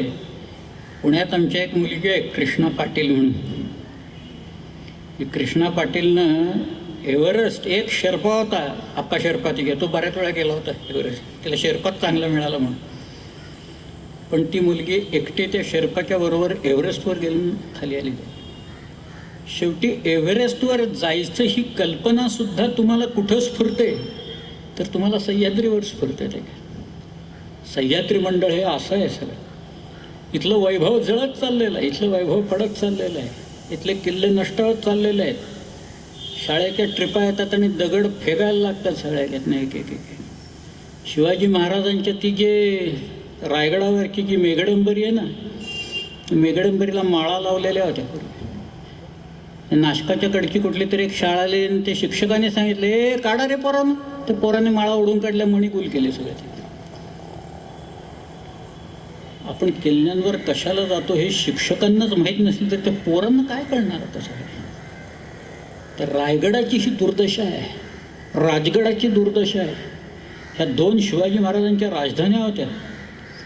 खरं म्हणजे हे दोन्ही किल्ले 17व्या शतकात जसे होते तसे जर का परत बांधून काढले तर शिवाजी महाराजांना खरी श्रद्धांजली ती ठरेल आणि त्यांचं सगळ्यात उत्तम स्मारक ते ठरेल. मी युरोपमध्ये हिंडलो. युरोपमध्ये मागं मी हिंडत असताना एकदा इंग्लंडमध्ये होतो. मार्लबरो म्हणजे चर्चिल, विन्स्टन चर्चिल, ब्रिटिश पंतप्रधान. ते युद्धाच्या वेळेला केवळ त्याच्या स्वतःच्या ताकदीवर त्यांनी त्या देशाला वाचवलं सगळं. आणि मी आपलं गमतीनं ते आमच्या मित्राला तिथं म्हटलं, काय रे बाबा तो विन्स्टन चर्चिल एवढा तुमचा मोठा माणूस झाला आणि तो ट्रॅफल्गर स्क्वेअरमध्ये विन्स्टन चर्चिलचा पुतळा नाही, असं कसं म्हणे. तर आमच्या पुण्यात शिवाजी महाराजांचे 7 पुतळे आहेत अश्वत्थ. पण प्रकाश कोणाच्याही डोक्यात पडत नाही अजून. त्यातनं काही शिकलेत का लोक? 7 पुतळे केलेत, पण शिकलेत का काही? काही नाही. आज बाबासाहेबांच्या 17 आवृत्त्या निघाल्या शिवचरित्राच्या. ते म्हणाले, निनादराव हे काय विरोधाभास आहे? माझ्या आवृत्त्या खपत आहेत, भाषणाला लोक येत आहेत, गर्दी आहे. आपण काय करमणूक म्हणून करतो का भाषण? सगळं कशासाठी आपण भाषण करतो? आणि तर 7 पुतळे म्हणाले अश्वारूढ. परवा इंडियामध्ये एक बसला अजून एक. काय शिकायचं लोकांनी? काही नाही. काय शिकलेलं? त्यांनी तर तुम्ही दिल्लीत काय चाललंय प्रकरण आता पाहताय ना तुम्ही. काय इथेही होत आहेत महाराष्ट्रात अशी. एकदा शिवाजीराजांनी 15व्या वर्षी उदाहरण घालून दिले ना की बदअमल झाला आणि त्याचा गुन्हा साबित झाला तर हातपाय तोडायची शिक्षा त्यांनी 15व्या वर्षी दिलेली होती. त्यांच्या महाराष्ट्रात ह्या होऊ शकतात आता ही परिस्थिती. बाबासाहेब म्हणाले असं आहे. मी ते या माणसाला विचारलं, का रे तुमच्याकडे काय नाही पुतळे बितळे? चर्चिलचा पुतळा का नाही? तो टाळत होता. शेवटी तो चिडला. तो नंतर म्हणाला, mister Bedekar, Churchill is in our blood. Churchill आमच्या रक्तात आहे म्हणाला. आम्हाला हे असले देखावे तुमच्यासारखे उभे करायची गरज नाही म्हणाल त्याच्यातनं. कारण आम्ही ते बाळगतो, त्याचे गुण जे काय आहेत ते गुण आम्ही बाळगतो. चर्चिल हा सदैव आमच्या मनात असतो. मार्गारेट थॅचर आत्ता वारली, आयर्न लेडी म्हणायचे त्याला. एक थॅचरिझम या नावाचा एक नवीनच कॉन्सेप्ट मार्गारेट थॅचरच्या नावाने लोकांनी केलेलं. ती ज्या वेळेला आली राज्यावर ती म्हणाली, माझी ड्युटी आहे ही फक्त गव्हर्न करायची, टू रन दी गव्हर्नमेंट, ही माझी ड्युटी आहे. इंडस्ट्रियलिस्ट काय करतात काय नाही, कोणाशी कोलॅबरेशन करतात वगैरे काय नाही. त्यांना ज्या फॅसिलिटीज पाहिजे असतील त्या फॅसिलिटीज मी देईन. त्यांना धंदा करू दे, मी सरकार चालवेन. इकडं धंद्यात लुडबुड करणार नाही, त्यांच्याकडनं मी पैसे घेणार नाही. इंग्रज इथं होते 150 वर्ष. इंग्रजांच्याकडनं काय शिकलो आम्ही? सकाळ संध्याकाळ दारू पिणे हे शिकलो त्याच्यात. चहा पिणे, सकाळी उठलं की चहा लागतोच आम्हाला, हे इंग्रजांच्या सवयी सगळ्या. डिसिप्लिन कोणी शिकलं का होतं त्यात? शिस्त कोणी शिकलं का सगळाच बेशिस्त कारभार सगळा ऐकून का? जे शिकायला पाहिजे ते आपण शिकत नाही, जे शिकायला नको तेवढेच गुण आपण फक्त हे घेतो. हे सगळं जे असतं ना, हे ते डोंगरावर गेल्यावर तो वारा विसरायला लावतो सगळ्याला, आणि मग तो इतिहास आपल्याला आठवायला लागतो. मला आठवतं आहे, बाळ कोल्हटकर होते आपल्याकडे. बाळ कोल्हटकरांनी किती नाटकं सुंदर लिहिली आहे, की जंत्री काढावी लागेल. 15-20 नाटकं आहेत ते. बाळ कोल्हटकरांनी कुठंतरी एकदा भूषणाचं काव्य वाचलं, आणि ते काव्य वाचल्यावर बाळ कोल्हटकर वेडे झाले. पुढे त्यांनी त्याच्यावर एक नाटक लिहिलं बाळ कोल्हटकरांनी. ते नाटक आहे, त्याचं नाव आहे शिवराय कवी भूषण. आणि त्या नाटकात तो जो भूषण नावाचा कवी, शिवाजीराजा आग्र्याहून निसटल्यानंतर इतके लोक आले इथं, त्याच्यात हा भूषणही आला, रायगडावर राहिले. आणि रायगडावर राहून त्यांनी एका काव्यशास्त्रावरच्या ग्रंथाची निर्मिती केली. आणि त्यांनी शिवाजी महाराजांच्यावर छंद रचले सगळे. हे वेगळंच आहे सगळं प्रकरणच, भूषण नावाचं प्रकरणच वेगळं आहे. त्यांनी गणेशाची प्रार्थना केली आहे, देवीची प्रार्थना केली आहे. शिवाजीराजांना विजय दे असं कायम म्हणतोय तो. जय जयंती, जय आदिशक्ती, जय काली कपर्दिनी, जय मधुकैठव छलनी देवी, जय महिष विमर्दिनी, जय चमुंड, जय चंडमुंड भंडासुर खंडिनी, जय सुरक्त, जय रक्त बीज बिड्डाल भिहंडिनी, जय जय निसुंग सुंभद्दलनी फनी भूषण, जय जय भननी, सरजा समर्थ शिवराज कहे, देहि विजय दे जगजननी, देहि विजय दे जगजननी, देहि विजय दे जगजननी. भूषणाचं काव्य म्हणायला जिभेला वळण लावावं लागतं. साधं सुद्धा काम नाही आहे. ती मी एक छंद म्हणून दाखवतो. शिवाजीराजे सुरत लुटतायत ना, त्याच्याबद्दलचा तो छंद आहे. त्या छंदाचं नाव आहे अमृतध्वनी, घनाक्षरी, कवित्त, मनहरण असं ते वृत्त आहे खरं तर. दिल्लीय दलन दबाई के शिव सरजा निरसंक, लूट लियो सूरती शहर बंकक करी अति डंक, बंकक करी अति डंकक करी अति संकक कुलिखल सोचत चकित भरोच्च चल्य विमोच्च खजल तठ्ठठ्ठाई मन कठ्ठट्ट कसो रठ्ठट ठिल्य सद्दत दिसेसी भद्दत दबी भई रद्दत दिल्य. बघा म्हणतोय का कोणी? अवघड आहे, त्याला अर्थ आहे. आणि सोचत चकित सुरते ते लोक विचार करून चकित झाले. भरूच्च चल्य भडोचकडं पळायला लागले. विमोच्च खजल अश्रुपात करत रडत रडत असेल, हा बाबा आलाच कुठनं एकदम सुरतेवर म्हणून लागले. त्याला अर्थ आहे सगळ्या.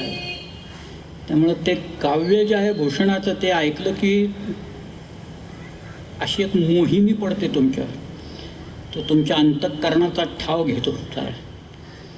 तसा या बाळ कोल्हटकरांच्या अंतःकरणाचा ठाव त्या भूषणाने घेतला. मग त्यांनी ते नाटक लिहिलं. त्याच्यात भूषणाच्या काही छंदांचा त्यांनी मराठी पद्यानुवाद केला. आपल्याकडे पद्यानुवाद केलेत काही लोकांनी.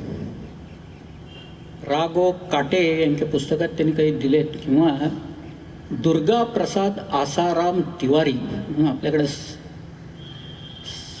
यांनी संग्राम गीतं लिहिली मराठ्यांची. आणि जळगावलाच होते काव्य रत्नावलीकार फडणीस. त्यांनी भूषणाचा एक छंद म्हणतो, तुम्हाला सगळ्यांना माहिती येतो. इंद्रगिमी जंब पर बाळव स्वंब पर रावण सदंब पर रघुकुल राज है, पौन बारी बाह पर संबुरति नाह पर जो सहस बाह पर राम द्विजराज है, दावा द्रुमदंड पर चीतामृग झुंड पर भूषण वितुंड पर जयसेन्द्र राज है, तेज तिमी अंश पर कन्नजमी कंस पर त्यो म्लेच्छ वंश पर शेर शिवराज है, शेर शिव. त्याचा अनुवाद त्याने असा केला होता दुवा तिवाऱ्यांनी. जृंभावरी इंद्र लंकापतीच्या वरी की जसा जानकीचा पती, मेघावरी वायू कामावरी की महादेव ज्याची तपाची रती, दुःशासनाच्या वरी भीम किंवा कन्हैया जसा दुष्ट कंसावरी, हा भोसले भूप गाझी शिवाजी तसा भूतली म्लेच्छ वंशावरी, असं त्यांनी करतो. आणि गंमत म्हणजे बाळा कोलटकरांनी त्यांनी जो अनुवाद केलेला आहे तो अनुवाद मी सांगतो आणि मग मी थांबतो आज. फार छान केला आहे त्यांनी, कल्पनाच एक विलक्षण मांडली. आणि त्यांनी ती जी पुस्तक आहे ना, त्या पुस्तकात एक प्रस्तावना लिहिली आहे. त्या प्रस्तावनेत बाळा कोलटकरांनी असं म्हटलं आहे की ह्या काव्याची ओळख मला ग. दी. माडगुळकरांनी करून दिली म्हणून. आता माडगुळकरांनी जर का भूषणाच्या काव्याचा अनुवाद केला असता तर तो किती सरस झाला असता. आणि एक वेगळं शिवायन गीत रामायणासारखं गीत शिवायन फार सुंदर माडगुळकरांनी केलं असतं, पण ते काही झालं नाही. पण रायगडावर काही तलाव आहेत पिण्याच्या पाण्याचे. मी एकूण हिशोब काढला. साधा आम्ही आपले गेल्यावर एक हिशोब करतो काय किती पाणी राहत असेल याच्यात. रायगडवर जे तलाव आहेत त्या सगळ्यातलं जर का पाणीच नुसतं मोजायचं म्हटलं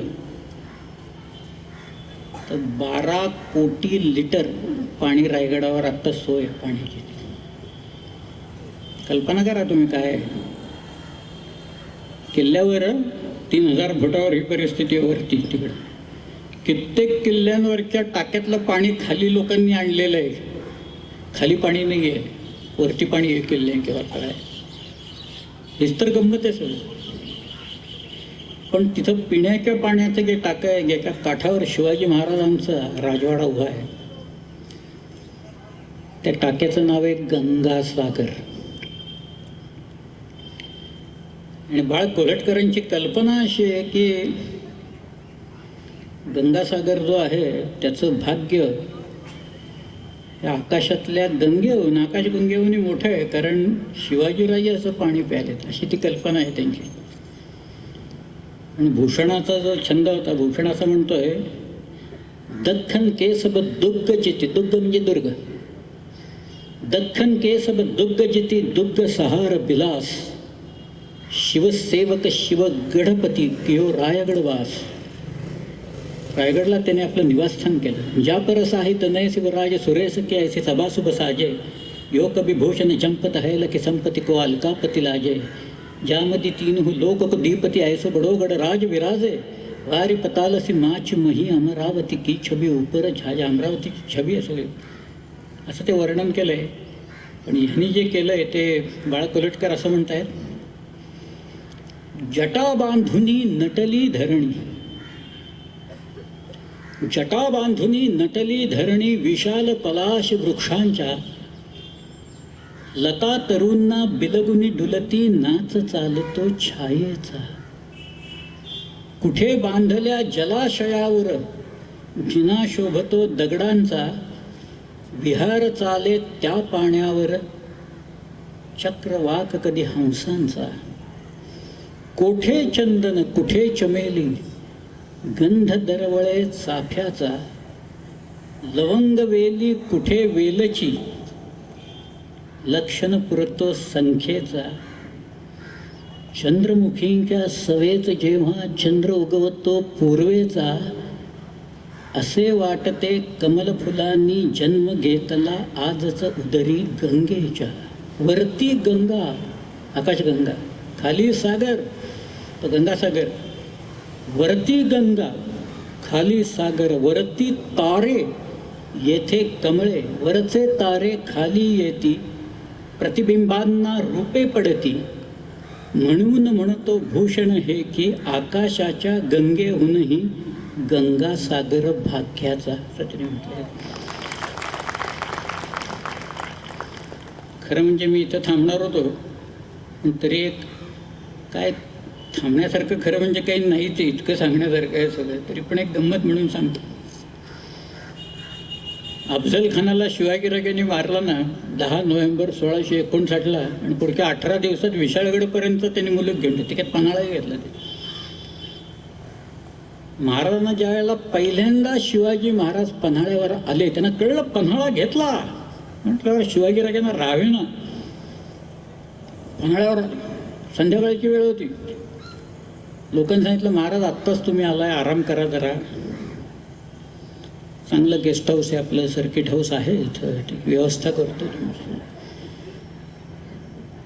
शिवाजीराजे म्हणाले, नाही नाही, हे शिलाहार भोजांची राजधानी, इथं दुसऱ्या भोजांनी बांधलेला हा किल्ला आहे आणि मला हा किल्ला बघायचा आहे, आत्ताच बघायचा आहे. तिथली इमारती कशा, तिथली पाण्याची टाकी कशी, ते तलाव कसे, ती देवालयं कशी, ते धान्य साठवण्याच्या कोठ्या कशा, सगळं मला बघायचं आहे. म्हणून लोकांनी पलिते पेटवले, हिलाल पेटवले, हिलाल मशाली पेटवल्या आणि त्या मशालींच्या उजेडात शिवाजीराजे रात्रभर तो पन्हाळा किल्ला बघत राहिले. किल्ल्यांच्यावर इतकं प्रेम करणारा माणूस काही दुसरा झाला नाही. सह्याद्रीतनं हिंडणार, रात्रभर किल्ला, झोप नाही, काय नाही, काय नाही. ते मला किल्ला बघायचा आहे म्हणाले. पहिला पर्णाला पर्वत कसा आहे तो बघायचा. आणि मग शिवाजीराजांनी तिथं जे सोमालय नावाचं राजा दुसरा भोज शिलाहार यांनी बांधलेला जो तलाव आहे, त्याच्यात काठावर जी चाफ्याची झाडं आहेत, त्यातल्या 1,00,000 चाफ्याच्या फुलांचा अभिषेक त्यांनी तिथल्या सोमेश्वराला शिवाजी महाराजांनी केला. तुम्हाला अशासाठी सांगतोय की भूषणाचा एक छंद आहे. मला ते काय भूषणच पाठ आहे अख्खं. काय काय संधी मिळते त्याच्यात. रामदेव बाबांना मी सांगितल्यावर बाबा इतके खुश झाले, ते तर सारखे बोलत आहेत मला तिकडे या.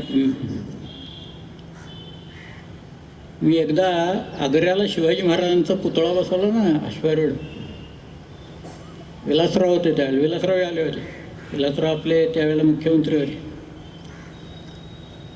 आणि फार सुंदर पुतळा होता. बाबासाहेबांच्या त्या नाटकाचा प्रयोग झाला आणि त्याच्यानंतर ते सगळे अरेंज करणारे एक स्वरूपचंद गोयल म्हणून होते, त्यांना बाबूजी म्हणायचे. ते बाबूजी माझ्याकडे आले, मला म्हणाले, बेडेकर साहब हम आपको विनती करते. काय? ते म्हणाले, उद्या आम्ही आग्र्याच्या किल्ल्यात, जिथं शिवाजी महाराज आणि औरंगजेबाची भेट झाली, त्या किल्ल्यात वीररसावरच्या कवींचं एक संमेलन ठेवलेलं आहे. तर तुम्ही तिथं येऊन भूषणाचे एक 5-6 छंद म्हणाल का? अवश्य म्हणेन. त्याला काय झालं? येतो म्हटलं. दुसऱ्या दिवशी तो कार्यक्रम ठरला. दिवाणी आममध्ये मोठ्या मोठा तो दिवाणी आम, समोर 5-10 हजार लोक आणि ओपनिंग बॅट्समन मीच. मलाच पुढं ढोकं त्यांनी, तुम्हीच जाऊन सुरुवात करा म्हटलं. मग मी 4 वेळे म्हटलं या भूषणाच्या नाही आहेत, पण मी म्हणतो माझ्या मित्रांनी लिहिलेले आहेत, फार सुंदर आहे. त्या म्हटल्या. मग म्हटलं भूषणाचं काव्य मी म्हणतो. त्यावेळी अशा आहेत. आज से तू हिमाचल प्यार का बंधन खून से जोड़ा जाता है, इस देवभूमि में दानवता का खून निचोड़ा जाता है, इन खेतों में फसल शत्रु के खून से बोई जाती है, और ये तलवार भवानी है वो दुश्मन के खून से धोई जाती है. त्यामुळे आधी जरा इकडे तिकडे काहीतरी करणारे लोक जरा सावरून बसले बरं का, इकडे काहीतरी वेगळं सांगतात. मी ते भूषणाचे छंद तिथं म्हटले, असं छंद म्हटले आणि मग मी परत आलो. माझ्या शेजारी त्यावेळेचे उत्तर प्रदेशचे राज्यपाल डॉक्टर विष्णुकांत शास्त्री म्हणून ते होते बसलेले. मला त्यांनी विचारलं, आप कहाँ से आए? मतलब मैं पूना से आया हूँ. बोले महाराष्ट्र से? मतलब जी हाँ. मुझे यकीन नहीं होता कोई महाराष्ट्र से यहाँ आए और भूषण जी के छंद हमें ही सुनवाए. म्हटलं आप करो यकीन. तर त्याच्यात मी एक छंद म्हटला, तर त्याचा अर्थ काय आहे, तर ती भाषा ब्रज आहे. मी जिथं होतो ती सगळी ब्रजभूमीच आहे, श्रीकृष्णाची सगळी भूमी, श्रीकृष्णाची भाषा. त्यामुळे त्या ब्रजभूमीत त्याच लोकांना मला अर्थ समजावून सांगावा लागला बरं का त्यावरती छंदांचा. पण त्यातला जो गंमत, त्यातला चाफ्याच्या फुलांच्या बद्दलचा एक छंद भूषणाचा असा आहे, फार सुंदर आहे. तो आधी म्हणून दाखवतो मी, मग त्याचा अर्थ सांगतो. कूरम कमल कम ध्वज है, कदम फुल गौर है, गुलाब राना केत की बिराज है, पांढुरी पवार जुही सहत है, चंदावत सरस बुंदेले सो चमेली साज बाज है, भूषण भनत मुच कुंबड़ गुजर है, बघेले बसंत सब कुसुम समाज है, ले रस ऐतिन को बैठी न सकत है, अली नवरंगजेब चंपा शिवराज है, चंपा शिवराज आहे. त्याचा अर्थ असा आहे की भूषणानं औरंगजेबाच्या मांडलिक राजांना एकेका फुलांची उपमा दिलेली आहे. तो म्हणतोय कुरम म्हणजे जयपूरचे कछवा जे आहेत, मिर्झा राजाचा वंश ना, हे कमळाच्या फुलाप्रमाणे. कुरम कमल, कमध्वज है कदम फुल. कबंध जोधपूरचं हे कदंबाच्या फुलाप्रमाणे आहे. गौड हे गुलाबासारखे आहे. राणा केतकीसारखा आहे. परमार हे पांढरीच्या फुलासारखे आहेत. चंदावतचे राजे जुईच्या फुलासारखे आहेत. अशी त्यांनी सगळ्यांना एक एक उपमा दिली. आणि मग तो म्हणतोय औरंगजेब हा एक अली आहे. अली म्हणजे भुंगा आहे. आणि भुंगा जसा प्रत्येक फुलात जाऊन मध गोळा करतो, तद्वत औरंगजेब या सगळ्यांच्याकडनं कर गोळा करतो. पण बैठी न सकत हे चंपा शिवराय आहे. शिवराय एक चाफ्याचं फुल आहे आणि त्याच्यात मध नसल्या कारणानं औरंगजेब त्यांच्या वाट्याला जात नाही, असं त्याला म्हणायचं. सर इतकं सुंदर काव्य आहे ते. आज आपण इथंच थांबू आणि उद्या समुद्रावर पर्यटन करायला जाऊ तिकडे. धन्यवाद.